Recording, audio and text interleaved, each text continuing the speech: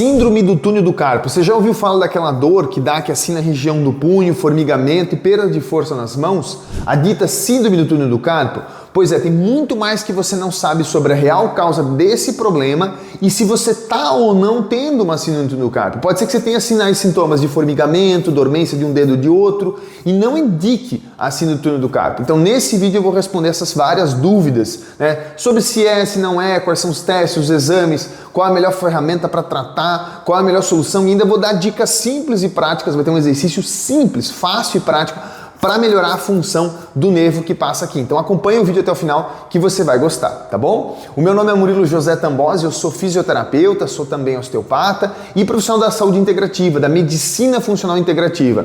Então aqui no meu canal do YouTube, toda semana, se você não me conhece, eu falo sobre dor, exercício e lesão, mas de uma forma diferente, querido seguidor. O meu foco é identificar a real causa primária dos problemas. Existe sim uma causa para cada dor e sofrimento que as pessoas têm. Então você tem uma dor, vamos dizer que você tem uma dor no ombro, por exemplo, essa dor tem uma, não 10 causas. Porém tem uma causa e vários outros agravantes que podem potencializar esse problema. Num tratamento organizado que nós fazemos no consultório, eu acho essa causa, trato os agravantes e o paciente melhora do contexto, tá bom?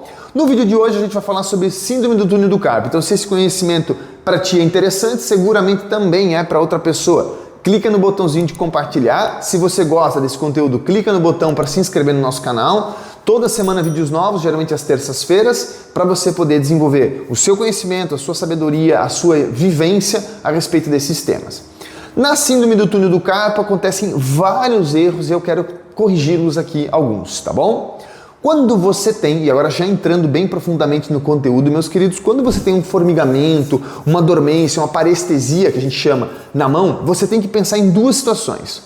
Ou ela é neuropática, ou existe uma compressão realmente do nervo, por exemplo, aqui o nervo mediano, o nervo ulnar, ou o nervo radial, existe uma compressão, tá? E calma lá, porque a compressão não necessariamente tem que ser aqui, tá? Ou existe algum distúrbio da irrigação, que não é a mesma coisa, né? Então a inervação é por onde passa o pulso elétrico e a irrigação é por onde passa o sangue, ok? Numa síndrome verdadeira do túnel do carpo, existe um estreitamento nessa região que após um exame que é feito no braço, chamado de eletroneuromiografia, então é feita uma solicitação para fazer esse exame e esse exame vai te dizer se existe alguma compressão daqui para cá. Porém, como todo bom exame, também tem suas margens de erro. Vamos fazer vocês entenderem.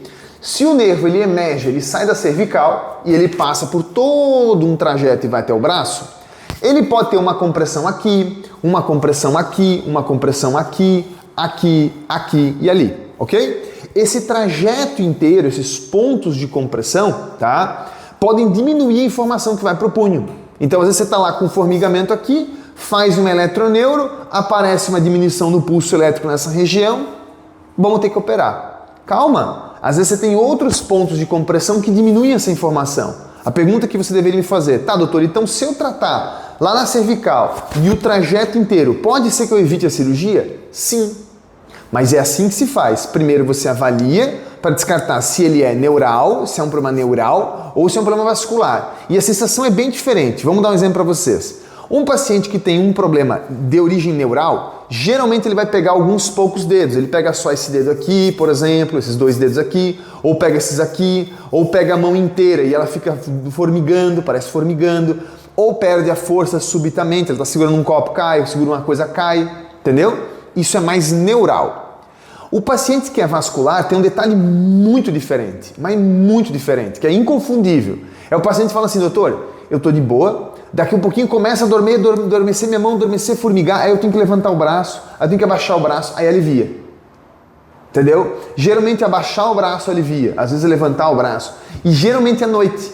Então o paciente, quando existe um componente vascular, eu não falei que componente é esse, tá? Porque existem N possibilidades, não caberia nem no vídeo aqui, tá? Então, quando existe um componente pelo sangue, pela irrigação vascular, pela irrigação, o paciente vai relatar que mudanças na posição do braço, para cima ou para baixo do coração, deitado ou não, mudam o sintoma. Quando é de origem neuropática, não muda tanto, tá? Na origem neuropática, às vezes vai mudar muito mais quando o movimento é cervical, às vezes, tá? Mas isso é relativo, tá? Então, entender, que síndrome do túnel do carpo nada mais é do que o estreitamento nessa região aqui, na região do túnel carpal, nessa região, tá? Que pode gerar formigamento e dormência. O médico aplica testes, né? Testes, um é assim, o outro é assim, né? Mas enfim, testes para tentar ver se há compressão. O teste de Faley reverso normal não é tão preciso, mas é um teste clínico. E aí o médico pede uma eletroneuromiografia para tentar consagrar se tem. Porém, como eu falei, o próprio exame de eletroneuro também tem sua margem de erro. Então qual que é a forma sensata, Murilo? A forma sensata de tratamento é você buscar um fisioterapeuta, tratar conservadoramente, não precisa fazer 10 sessões, 30 sessões, é 2, 3, 5, 6 sessões no máximo, para tentar resolver essa compressão. Não melhorou? Complementa com os exames e toma a decisão junto com o médico neurocirurgião para ver se vale a pena operar, tá? Gente, por incrível que pareça, a maioria das pessoas vai primeiro para a cirurgia. Não é assim. Primeiro você vai tentar conservadoramente, sem invasão, sem cirurgia. Depois, se não deu, é cirurgia. Tá tudo bem se você procurou primeiro o médico, viu lá o problema e ele te mandou para uma físio. Tá tudo bem, tá tudo certo. Agora, você tem que primeiro tentar a físio. Entendeu? E existem várias técnicas na fisioterapia, tá? Dentro da osteopatia, dentro da própria quiropraxia também, para quem gosta. Existem várias técnicas para a parte neural, que é a maior causadora. Aí você deveria me perguntar, tá bom, Murilo, mas eu tenho dor e formigamento no meu braço, tá? Não é túnel do carpo. O que tudo pode ser? E aí eu vou entregar para vocês nesse vídeo logo na sequência, tá bom? Vocês vão entender isso, acompanha até o final do vídeo. Se você chegou na altura desses 6 minutos de vídeo, aproveita e clica para curtir o vídeo, porque daí o canal do YouTube ele dispara para mais pessoas esse conteúdo. Se inscreve no canal e compartilha com a sua família, tá bom? Bom, temos a opção então de cirurgia, quando necessário fazer uma incisãozinha aqui assim e abrir o canal, quando necessário, tá? Mas como eu falei, sempre é o ideal primeiro tratar o trajeto inteiro, ok? O trajeto começa lá no pescoço e daqui vai para o braço. Agora vamos com as causas e também com o exercício que eu falei para vocês. Se o problema ele começa lá na cervical e vai passando por todo um trajeto, existe um exercício simples, pelo menos para o nervo mediano, mas também existe para o radial e pulmonar, mas hoje eu vou ensinar para o mediano que é mais fácil, para mobilizar esse nervo. O nervo ele é móvel, então imagine que o nervo é como se fosse meu lápis, ele tem um grau de mobilidade lá dentro, ele desliza um pouquinho e esse grau é possível trabalhar, ok? O nervo em si ele é rígido, mas aonde ele passa tem um certo grau de flexibilidade, entendeu? Então o tubo que reveste o nervo ele é muito forte, mas tem um grauzinho de flexibilidade, quase como se o meu lápis eu envergasse ele um pouco. Lembra aqueles lápis antigos azul que envergavam? Tipo aquilo ali, entendesse? Então, é mais ou menos isso. O exercício que eu vou ensinar agora para vocês é para mobilizar o tubo neural e o trajeto por onde ele passa. O exercício é muito simples, acompanhe, tá? Você vai manter a cabeça rodada para a esquerda. Imagine que você quer mobilizar o nervo da mão direita. Você vai rodar a cabeça para a esquerda o máximo e vai flexionar a cabeça tentando levar o queixo em direção ao ombro. Desse jeito, ok? Cuidado que tem pessoas que têm limitação, aí vai ser um pouco mais difícil. Mas se você não tem, né? Esse movimento aqui. Esse braço você vai manter ele alinhado 90 graus, aqui eu vou ficar de olho para vocês, mas ó, alinhado 90 graus, vai levar lá no máximo da extensão do ombro, lá para trás, então a extensão na horizontal ou a hiperextensão, vai deprimir ele um pouquinho, não muito, ó, deprimir ele um pouquinho, e aí vai girar para fora, ó lá, olha minha mão virando pro teto, ok? Sempre com a cabeça aqui, tá bom? Eu tô de cabeça olhando para vocês, mas para mostrar. Essa é a posição. Lá no final você vai levar o punho em extensão, ó, eu trouxe o punho para trás. Extensão, ok? Aqui eu já estou tensionando o nervo pra caramba, tá bom? Se eu puxar minha cabeça agora aqui, ó, ele já esticou todo o nervo, já começa até a dar uma sensação de formigamento leve, mesmo no meu caso que não tem síndrome nem alteração neuropática nenhuma, porque tensiona o nervo. Então, vou relaxar minha mão lá, travei a cabeça. Agora lá no final, ó, vai com a mão e volta, vai com a mão e volta. Esse é o exercício, pessoal. Eu mantive o braço lá atrás, tensionado, e estou movimentando o punho. Faz 20 vezes com o punho, travou o punho. Agora o cotovelo, ó. Não estou mexendo o punho, só o cotovelo. É um movimento curto, percebe? Ó? Movimento curto, com a cabeça aqui, ó. Ok? Lá no final, travou o punho, relaxa no ombro e vai com o ombro. Relaxa no ombro e vai com o ombro. Você pode associar isso com a respiração, ó.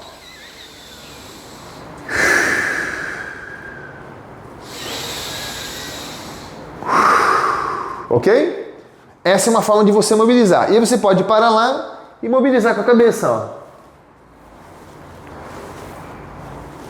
Percebem? Eu mantenho um ponto travado lá no punho, no cotovelo e no braço e movimento um ponto aqui. Então eu estou mobilizando aqui, aqui, aqui e aqui. São vários pontos de compressão. Chega a dar até uma sensação de leveza depois no braço. Ele fica estranho, mesmo no indivíduo saudável. Entendeu? Imagina uma pessoa que tem um problema neuropático. Agora a grande verdade por trás disso tudo, meus queridos. Se vocês entenderam que síndrome do túnel do carpo tem vários outros pontos para serem avaliados, e não daria para botar tudo nesse vídeo, não caberia num vídeo só, a gente poderia fazer mais vídeos sobre o assunto. Você tem que entender que existem problemas que vão gerar essa alteração na cervical e que vão gerar essa dor aqui. E é o que eu pego no consultório. A pessoa vem com dor no pescoço, vem com dor no braço, formigamento e parestesia, acredita que é síndrome do túnel do carpo, eu avalio ela, acho a causa é outra. É outra. Entender que o problema na cervical e no próprio nervo, a menos que seja um trauma, então eu tive um acidente de carro, de moto, a menos que seja um trauma, ele também tem que ter uma origem. Esse problema cervical tem que ter uma origem, certo? Ah, mas eu vi uma hérnia na cervical, tem uma origem. Ah, eu vi um estreitamento no cotovelo, tem uma origem. Você tem que correr atrás da origem desse problema, entendeu? Geralmente os problemas cervicais, meus queridos, quando de origem neuropática, estão ligados a problemas cranianos, como problemas dentários, problemas de garganta, de amígdala, de ouvido, da mucosa respiratória, traumas e acidentes no crânio, deformidades cranianas como uma plagiocefalia, uma infinidade de coisas. O que eu quero dizer para vocês? Se você não tratar o crânio corretamente, a cervical não vai ficar boa e o trajeto da inervação não vai ficar boa, independente se é o nervo radial, ulnar ou mediano, ok? É muito importante vocês entenderem isso. Eu trouxe vocês até na altura desse vídeo para vocês entenderem que existem fenômenos disfuncionais, não patológicos, não doentios, não graves, fenômenos menores, disfuncionais, como por exemplo a cicatriz de um implante que você fez, uma obturação de amálgama daquelas antigas, a falta de um dente.